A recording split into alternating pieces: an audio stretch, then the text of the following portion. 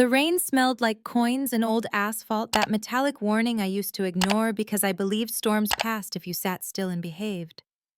I am Amanda, 34, a woman who used to pride herself on being reasonable, the kind who diffused dinner table tensions and smoothed over rough edges at charity galas, the kind who made apologies on behalf of other people's tempers. I wore the soft armor of a hedge fund wife, pearls politeness, and an ever-ready smile, and somewhere along the line, I mistook my gentleness for safety. On our anniversary night, in a dress he'd chosen and a silence he'd trained into me, my husband pulled into an abandoned rest stop and told me to get out. 37 miles from home, the sky strangling itself into thunder, he said I needed a lesson, said walking would teach me respect. I watched his brake lights shrink into red pinpricks and felt something inside me stop apologizing. A black truck slid from behind the boarded gas station. My bodyguard stepped out with an umbrella and a steady gaze, and I lowered into the passenger seat like a woman placing a match against a book of dry pages. This, I thought, is where the fire begins. I didn't scream and I didn't call him. I pressed stop on the recording app that had listened more faithfully to my marriage than any friend and slipped the phone back into my pocket. My hands were trembling, not with fear but with calibration, with the precise click of gears that had been grinding for months in secret.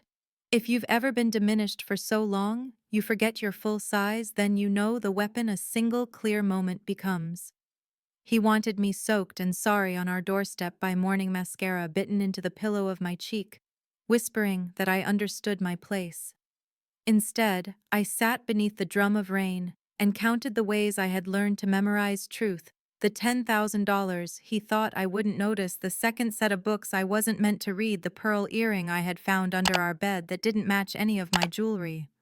His lesson was cruelty, mine would be consequence. I didn't start here. I started as Amanda Harrison analyst with an MBA cobbled from graveyard shifts and scholarships, the daughter of a quiet nurse and a father who tuned pianos after church. I liked data because it didn't lie. I liked markets because they punished liars eventually.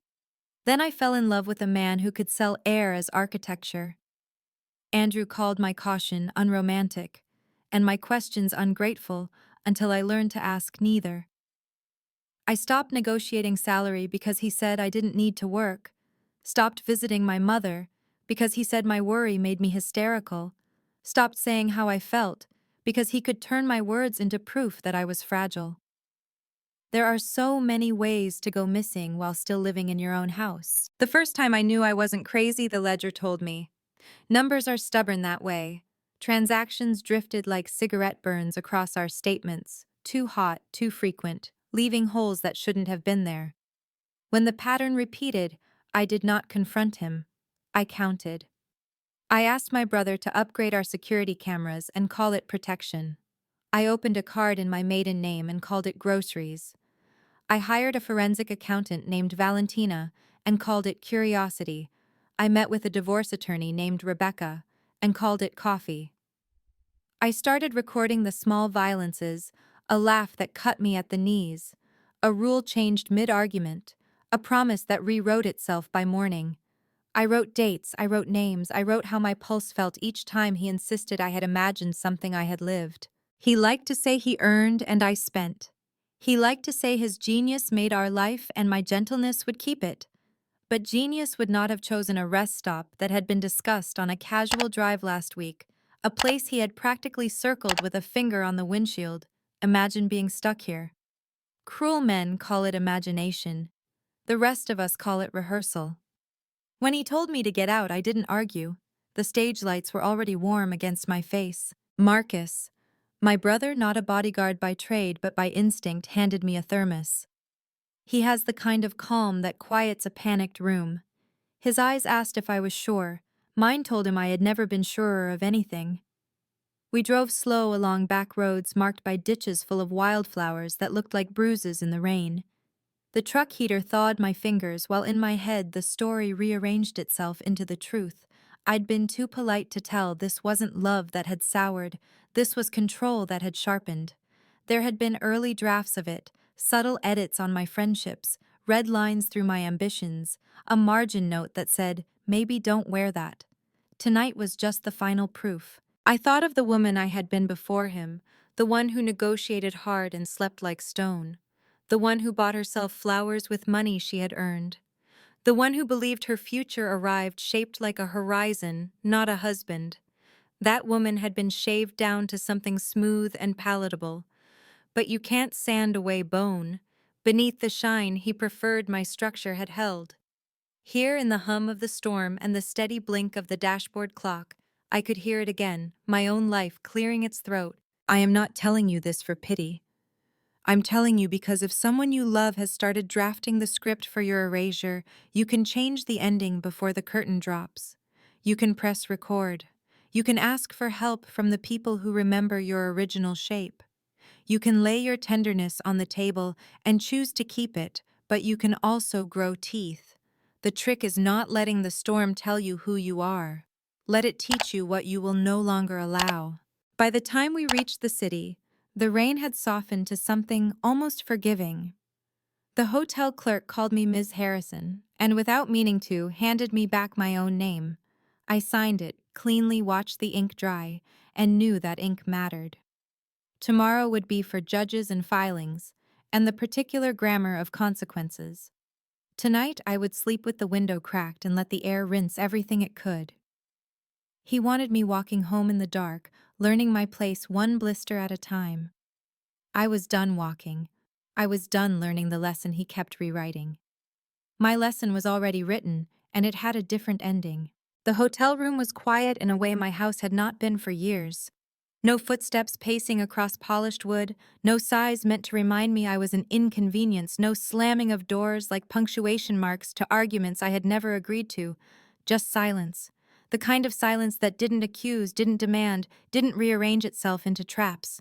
I slipped off the dress he had chosen, the silk clinging stubbornly like it still wanted to belong to him, and folded it into the bottom drawer of the dresser. A burial of sorts. Marcus poured 2 cups of tea from the kettle we'd asked the front desk for. He sat across from me, his eyes searching my face as though he was trying to gauge if I might still bolt back into that storm. "You don't have to be strong right now," he said quietly. The truth was I didn't feel strong. I felt raw. My body hummed like an exposed wire, trembling between grief and rage, between disbelief and certainty. But I also knew this strength wasn't about walking out of a rest stop in the rain without crying. It was about what came next, what I would do with the truth I had been collecting, what I would decide about the rest of my life. I opened my phone and scrolled through the folder labeled Simply H. Hours of recordings, each one a fragment of my marriage's real story. His voice mocking me to friends. His laughter when I asked for respect. His half-drunk boasts about women whose names he thought I didn't hear clearly. The most recent file, still humming with the rain-soaked memory of him leaving me behind, sat at the top. I played it once. Hearing his voice say, "She'll learn she always does," felt like a knife scraping my ribs. But I let it play through to the end, the silence that followed like a signature I could hold against him. Valentina, the forensic accountant, had already warned me. "He's hiding assets, Amanda. Offshore accounts, shell companies. This isn't just infidelity. It's fraud." She had spoken with the precision of someone who had seen too many men build empires on other people's backs. And I had listened, storing away every detail, waiting for the moment I would need them. That moment had arrived. Rebecca. The divorce lawyer had said something else I hadn't been able to forget. Abusers make mistakes when they think you're still under their thumb. Let him think you are. That's when he exposes himself completely. And so I had smiled through dinners, kissed his cheek at galas, let him think I was still the pliable wife in pearls. I had let him plan his lessons, his punishments, his humiliations, because every time he revealed himself, I wrote it down. And now I had enough to write the ending myself. Marcus finally broke the silence. What's next? I looked at the steam rising from my tea, curling like smoke from a match just struck. "Tomorrow we file," I said.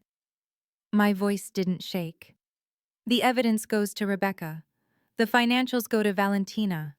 He wanted to teach me a lesson, now it's my turn." The next morning, I walked into Rebecca's office not as Andrew's wife, but as Amanda Harrison, the woman he had underestimated for too long. I handed over the folder, the recordings, the financial reports. Rebecca flipped through them with sharp, approving nods. "This is more than enough," she said. "He thinks he's teaching you. He's about to learn what losing looks like." Still, betrayal doesn't only live in courtrooms and bank accounts. It lives in the quiet moments when you remember the first time you fell in love, the promises whispered in darkened rooms, the version of yourself who believed those promises were real. That night in the hotel, I mourned her. I mourned the girl who thought love was safety, who thought patience could fix cruelty, who thought pearls and politeness were protection. She deserved a funeral too, and I gave her one by promising myself I'd never again mistake gentleness for weakness. Because weakness is what he wanted from me, and weakness is what he will never see again. The weeks that followed unfolded like a series of battles, each one exposing just how carefully he had believed his control would last forever. Andrew swaggered into the first hearing with the same smirk he wore at cocktail parties, shaking hands, winking at acquaintances, convinced that charm could erase evidence. But charm doesn't work on bank statements. It doesn't work on recorded threats. And it certainly doesn't work when your wife's lawyer has already laid the entire architecture of your lies before the court. Rebecca's voice was calm, measured, and relentless. She presented the insurance policies, the offshore transfers. Valentina had tracked the audio of him mocking me to his friends. I watched his face change, first confusion, then irritation, then the red flush of panic he couldn't mask. For years, I had been the one cornered, the one shrinking under his shadow. Now he was the one with nowhere to run. At home, or rather in the small apartment Marcus had helped me find, I learned how to breathe again. I ate dinner when I was hungry, instead of waiting for his schedule. I called my mother without fear of his disapproval. I laughed too loudly at sitcoms burned toast without apologizing, slept diagonally across the bed. Each act felt like a rebellion, but also like a return. I was rebuilding a life where I fit without shrinking. Andrew tried to reach me, of course. Dozens of messages, shifting tones like masks, anger, pleading threats, even nostalgia. "We can fix this, Amanda," one text read. "You're overreacting. Think about the good times."